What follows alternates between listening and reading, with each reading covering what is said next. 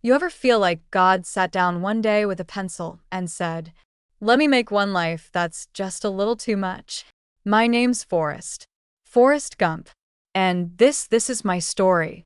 But you gotta promise me you'll stay till the end.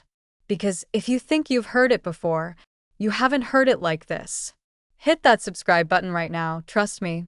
You're gonna need the next part. I was born in Greenbow, Alabama. Mama named me after Nathan Bedford Forrest, some Confederate general. Daddy? He died right after I came into the world. Worked on the docks. One day a whole crate of bananas fell off a ship and crushed him flat. I don't eat bananas much. Only banana cake. That's okay. When I was little, I tried playing with the other kids. Then some boys beat me up real bad. Mama said, "Stay away from them." So I tried playing with the girls. They screamed and ran. At regular school, kids laughed and took off the second they saw me. Except one. Jenny Curran. She never ran. Sometimes she even walked home with me. She was my very first friend. Then they put me in the special school. Some kids there couldn't even feed themselves. I stayed 5, maybe 6 years. When I turned 13, I grew 6 inches in 6 months. By 16, I was bigger than every boy in that place. One day, I'm walking home. A car pulls up. Man inside asks, "What's your name, son?" "Forrest Gump." "What school you go to?" I told him. "You play football?" No, sir. "I just watch." 3 days later, that same car shows up at school. Mama's there. They empty my desk into a brown paper bag and tell me to say goodbye to the teacher. Next thing I know, I'm standing on the high school football field. Coach Fellers makes me put on pads, take 'em off, put 'em on again 20 times till I can do it fast. Then he hands me the ball and says, "Run." I ran so fast it took 8 guys to drag me down. Coach started jumping and hollering like he'd won the lottery. Just like that, everybody liked me. Jenny was at that high school too, all grown up, long black hair, legs for days. I sat with her in the cafeteria one day.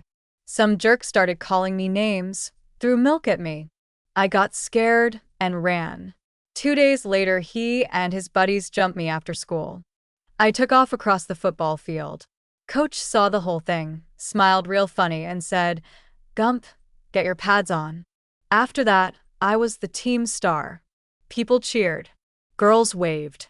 Life was good. I asked Mama if I could take Jenny to the movies. She called Jenny's mom.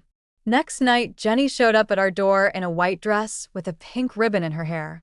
Prettiest thing I ever saw. Movie was Bonnie and Clyde. Lots of shooting. I laughed loud. People stared. Jenny sank lower and lower in her seat. I thought she fell on the floor, so I reached to pull her up. Grabbed her dress instead. Rip. She screamed. 2 ushers dragged me out. 4 cops took me to the station. Mama came crying. I thought I was done for. But the very next morning a letter came, thick envelope, fancy seal.